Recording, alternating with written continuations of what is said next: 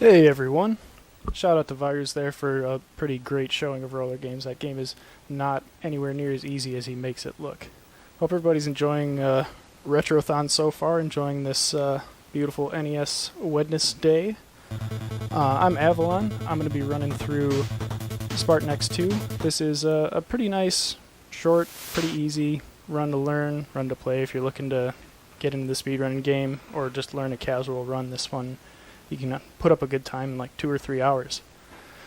So I'm hoping to show off some newer strats that we've figured out with this game in the last 6 or so months since it was in an Escathlon. So let's see how it goes. Sing along if you know the words.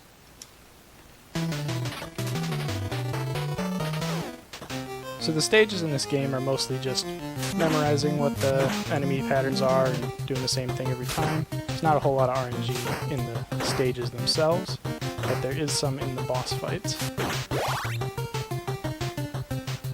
So we're going to be coming up on the first boss pretty soon here, and I'm going to try and show off one of the newer strategies for dealing with him. Just jump kick that guy, and here he is. So we're going to try and get really close to him. Jump kick, down. I was a little too far away. But what you want to do there is, when you land and do a down kick, you want to let him hit you at the same time that you hit him with your uppercut, and that does a little bit of extra damage to him, and it makes it so you don't need to hit him one more time to finish the fight, just a little bit faster.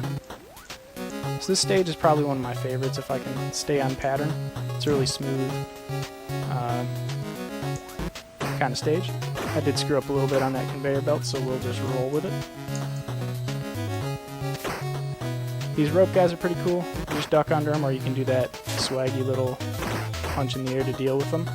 And we're coming up on Lopan, the stage 2 boss here, and he's going to either do a good thing or a bad thing. He's going to throw a hoop at us, and we want that to either go right over our head, just like that. So now we get to uppercut him twice, and then just kick him 4 times over here, and the fight's over. Sometimes he hits you with that hoop, and you take a little bit of extra time. But it's not too bad to deal with. This stage has these little hoverboard dudes, and yeah, the trick to dealing with them is to just get both of them behind you at the same time, and then they won't spawn in front of you, because only 2 of them can be on screen at once, so you just keep them both behind you, and they'll try to take pot shots at you, and you don't have to waste your time getting rid of more of them as they spawn in front of you. But you can get knocked around a bit if you screw up. This is Bluto, stage 3 boss. That was Bluto. Not really much to say about him. Hit him 3 times, wait a little bit, hit him 3 more times. And we're coming up on stage 4, which is kind of similar to stage 2 in its boss fight. So we're on top of this airplane. Physics are a little bit different for this stage. I'm getting pushed back a little bit as I walk. Not hard to deal with. So we're taking care of these guys. I'm hoping for a health drop here because I'm a little starved.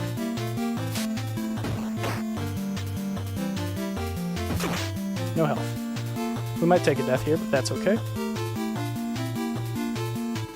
Kick her. And we're looking for that guy, but I didn't kick him, so he got me.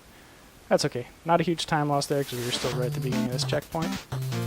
So we're coming up on this stage 4 boss, and it's similar to the stage 2 boss. He is either going to run straight at us or jump at us, and we want him to run straight at us because then we can deal with him really fast. So hopefully he does that.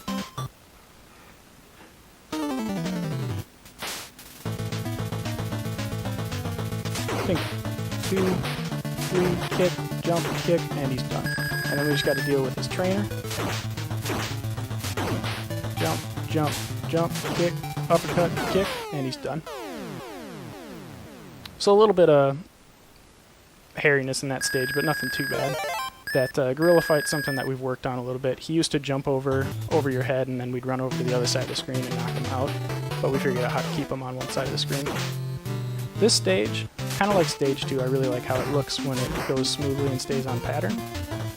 But the boss at the end of the stage is like the reason it's so hard to get a consistent time in this game.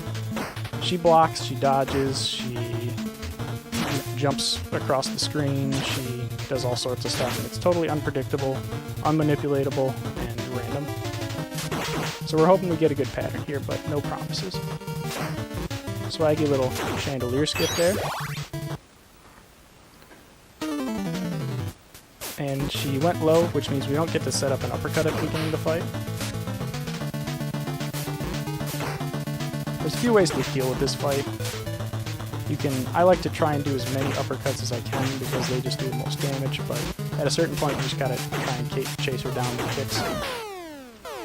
So 406 isn't so smooth for that fight. You can get in the 430s, 440s, 450s if you're really lucky, if she decides to just let you hit her with your uppercuts, but pretty rare that she does that. So we're on to the final stage here, which starts out with a nice little auto-scroller. These dudes just kind of like to drop out of the ceiling in what is honestly one of the better attack patterns I've ever seen from dudes in hats. But we're just kind of waiting for this platform to get us over to the other side. Oop. Do some swaggy little moves here if we feel like it. Jump up in the air and you don't keep going forward. And we want to set up an uppercut here. So these guys just keep dropping down. And you got to uppercut to make a hole for yourself to run through. I think that's about the only... You can kind of take some damage and squeeze through that way as well, but the uppercut's just a lot easier. So that's the little side scroller. And we're going on to the water room here, the essential water room, where you just move a little bit slower than the rest of the game, and that's it. You don't jump higher, you don't go backwards or anything, you just move slightly slower. And we're just hoping these guys don't impede us too much and stay out of our way. Pretty decent pattern. You want that clock in the corner to be above 220 when you walk through this door, so that's pretty good. And this here's the final boss. And he's not too hard. You just hit him with some uppercuts. Every third hit you land on him does no damage. So you just want to burn a kick or something on him. He's giving me a little bit of trouble. And I'm also screwing up uppercuts. Alright. Oh. There we go.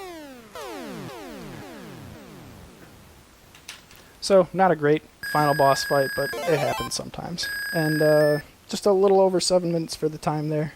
It's not a great time. The world record's 6:23 right now with Hyrexen, so you can do a lot better in that run, but pretty easy to pick up, easy to learn if you're looking for something to play.